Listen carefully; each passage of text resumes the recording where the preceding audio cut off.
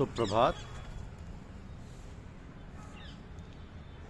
राणा साहब का सद्गुरु प्रेम, यह हमारी आध्यात्मिक चर्चा का विषय है।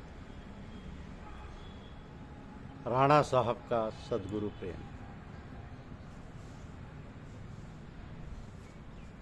परम पूज्य राणा साहब कहते हैं कि वो उन दिनों तिरवा फर्रुखाबाद में पढ़ते थे। पूज्य बाबूजी उन्हीं दिनों वहाँ के सब पोस्ट मास्टर थे। तो राणा साहब के एक दो साथी उनके पास जाते थे, उनसे भी अनुरोध करते थे चलो उनके पास, बहुत अच्छे महात्मा हैं। किंतु हम तो अपनी ही पूजा में मस्त रहते। छोटे छोटे बच्चों को संध्या सिखाना, करवाना, रविवार को हवन कराना, आसन प्राणायाम का अभ्यास करना, जो किताबों से पढ़कर सीखा था उसी में लगे रहना, पढ़ने लिखने से कोई मतलब नहीं। स्कूल से आकर कपड़े उतार देना, लंगोटी लगाकर भगवा वस्त्र का चोला पहन लेना और एकांत में घूमना व पूजा पाठ करना, यही दिनचर्या थी। सोचते थे कि जंगल में जाकर साधना करनी। तो अपने साथियों को जो बाबूजी के पास रहते थे बैठक देखकर मन में सोचते कि न आसन, न प्राणायाम, न कोई ढंगे पूजा का। जहाँ कहीं भी देखा गर्दन झुकाकर बैठ गए, ये भी कोई पूजा का तरीका है। लेकिन कभी कभी मन में तरंग उठती, भाव जोर पकड़ता कि चलो देखा है कैसे महात्मा है। तो पकड़ तो लेंगे नहीं, बात पूछेंगे, समझ में आई और अच्छी लगी तो सीखेंगे, नहीं तो चले आएंगे। तो सन 1928 की बात है। उन दिनों छुट्टियाँ थी, घर गए नहीं, हॉस्टल में ही रहे। मैस बंद था, बाजार से दूध और मिठाई मंगवा कर खा लेते। एक दिन शाम को बाबूजी से मिलने का विचार उठा। बड़ी हिम्मत बांधकर और प्रार्थना करते हुए बाबूजी को अकेले मिल जाएं, ये सोचकर बाबूजी के पास चले। अकेले मिलने की इच्छा इसलिए थी कि कोई और होगा तो बात करने में शर्म लगी। उस दिन भगवान की दया कृपा ऐसी हुई कि वो अकेले थे। मैं भी नमस्ते करके बैठ गया। थोड़ी देर के बाद मैंने अर्ज किया, बाबूजी हमें कुछ बतलाइए। तो तुरंत बोले आंखें बंद करके बैठो। तो फिर क्या था, आनंद का सागर उमड़ पड़ा और मैं उसमें ऐसा डूबा कि कुछ सुध-बुध ना रही। जब बाबूजी ने कहा बस करो तो आंखें खोली। एक अजीब सी हालत थी, अवर्णनीय। थोड़ी देर बाद जब होश आया तब कुछ बातचीत हुई जो याद नहीं। असली बात तो ये हुई कि हम उन्हीं के हो गए, उनके जाल में ऐसे फंसे कि बस हमेशा फंसे रहे। पोस्ट मास्टर साहब को लोग बाबूजी कहा करते थे, हम भी उन्हें बाबूजी कहने लगे।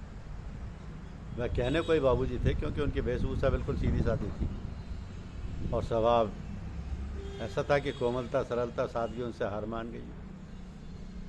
उन्हें तो लोग पद का अधिकारी भी नहीं समझ सकते थे। यदि कोई अनजान उन्हें देख ले तो यह भी नहीं समझ सकता था कि वह कुछ पढ़े लिखे भी। वास्तव में आप्त पुरुष थे। न पहनने का शौक़, ना ही किसी और बात का शौक़ आया भी कहाँ से।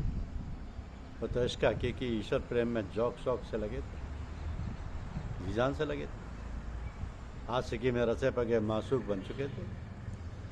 अतः शांत व खामोश थे। किसी ने कुछ कहा तो सुन लिया, जवाब देना मुनासिब समझा तो नपे तुले शब्दों में दे दिया और पूछने वाला शांत व तृप्त हो गया। दाढ़ी के बाल बड़े हैं तो कुछ ख्याल नहीं। अम्मा बाबूजी की पत्नी ने नाई बुलवाया और कहा कि बाल बनवा लो। अच्छा कहा और बाल बनवा लिए। अम्मा ने कहा कपड़े मैले हो गए? तो बोले हाँ बहुत मैले हो गए, ला बदल लें। एक एक कपड़े बदल लेते। इतने मस्त और बोले वाले कि जो नया आदमी आता खूब हंसता, हम लोग भी हंसते। बाल बनवाने का, कपड़े पहनने का तो क्या खाने पीने का होश नहीं। ख्याल आए कहाँ से? ख्याल तो ख्याल ही के पास चला गया। ये सब होते हुए विचित्र बात यह थी कि जो भी आपके पास हाथ पहुँचता तो आपका ही हो जाता। फिर तो जाने का नाम ही नहीं, न घर की सुध, न परिवार की सुध, न काम की, न नौकरी चाकरी, न खेती बाड़ी की, न व्यापार की। उनके पास आने वालों की भी उन जैसी हालत हो जाती। बैठे हैं तो बस बैठे हैं, लेटे हैं तो लेटे हैं, मस्त आपस में बात कर रहे हैं, हंस रहे हैं। अजीब गरीब समा रहता था उनके पास। जब बाबूजी फरमाते घर जाओ और अपना कामकाज देखो तो ऐसा लगता है जैसे गोली मार दी गई। उनके रहन सहन, बातचीत, व्यवहार से इस बात का कोई संकेत ना मिलता था कि वह महात्मा। हाँ, जो लोग उनके पास रहते, आते जाते रहते और बातचीत करते, थोड़े शब्दों में जो बात कहते वो समझ में आ जाती और कोई शंका ना रहती। इस प्रकार लोगों को जानकारी होने लगी कि वह महात्मा है। तो लोगों का आने जाने का सिलसिला बढ़ता गया। वे लोगों की खातिर तवज्जो भी करते और पूजा भी कराते। उनका रवैया अन्य महात्माओं लोगों से उल्टा था। महात्मा लोग अपने शिष्यों से खूब सेवा कराते हैं और अपनी ज़रूरतें भी पूरी करवाते हैं, लेकिन वे खुद शिष्यों की सेवा करते थे और उनकी ज़रूरतें भी पूरी करते थे। यदि वे ऑफिस में ड्यूटी पर होते और घर में कोई परेशान परिचित आता तो उसे भी वे चपरासी भेजकर ऑफिस में बुलवा लेते और कहते भाई क्यों परेशान हो, सब ठीक हो जाएगा, और उसकी परेशानी दूर हो जाती। इस प्रकार वह आने जाने वालों को बहुत ख्याल रखते। सब लोग समझते कि हमारा घर है और बाबूजी हमारे ही हैं, हम ही को सबसे अधिक प्यार करते हैं। सभी लोगों की हालत ऐसी थी। कभी नहीं देखा बाबूजी को नाराज़ होते हुए, किसी को डांटते या झड़कते हुए।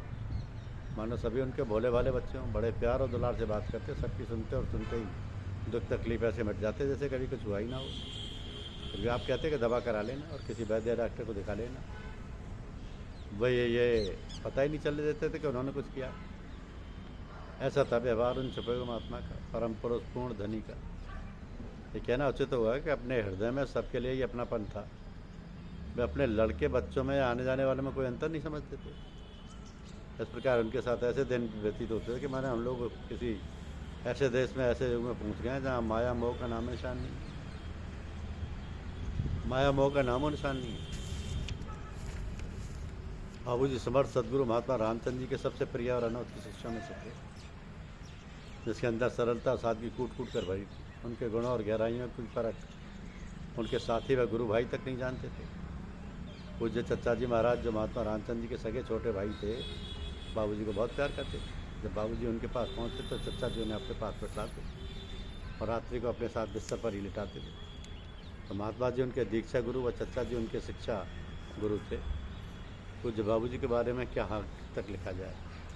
अनंत के गुणों का बखान शब्दों द्वारा नहीं हो सकता। हम तो अधिकतर उनके पास रहे, बिल्कुल घर वालों की तरह से रहे। आज भी उनकी दया कृपा के सहारे ही जीवन चल रहा है।